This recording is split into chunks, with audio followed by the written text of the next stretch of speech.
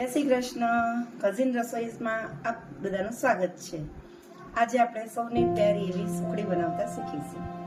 સુખડીમાં 3 જ વસ્તુની જરૂર છે: ઘઉંનો લોટ, ગોળ અને ઘી. ઘઉંનો લોટ ડબલ લેવાનો, કારણ કે ફૂલેલો છે એટલે 2 વાટકી, 1 વાટકી ગોળ અને 1 વાટકી ઘી. જે લોકોએ મહુડી જૈન મંદિરની સુખડી પ્રસાદ લીધો હોય તે કોમેન્ટમાં જણાવજો. લોટ શેકવાનો ઘી મૂકીને ધીમા તાપે શેકાવા દેવાનો. સારું એવું શેકાવા આવે. જો ઘી થોડુંક ઓછું લાગે તો તમે બીજું ઘી નાખી શકો છો. તો લચલચતું થાય એવું તમને કરવાનું છે. આવી રીતે બરાબર લોટ શેકાઈ જવા આવે એટલે ગેસ બંધ કરી દેવો અને પછી ગોળ નાખી દેવાનો. ગેસ બંધ કર્યા પછી ગોળ તમારે નાખવાનો, જેથી કરી અને ગોળ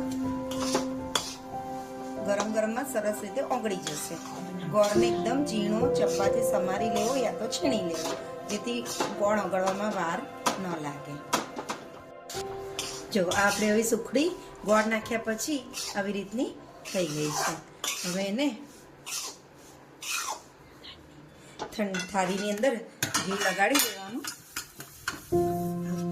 અને પછી આ ઢાળી દેવાનું.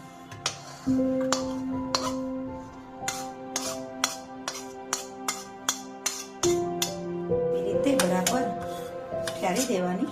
તમે તવેથાની ધારથી બરાબર, યા તો પછી તમારી વાડકી કે કશું દબાણવાળી વસ્તુ લઈ અને એને બધું ફેલાવી દેવાનું. એક સરખું થઈ જાય અને પછી લગભગ અડધો પોણો કલાકે ઠંડુ થાય એટલે તમારે એના ટુકડા કરવાના. તો તમારી સરસ મજાની સુખડી તૈયાર. થાળીમાં આવી રીતે ઠરી જાય એટલે કાપા પાડી લેવાના.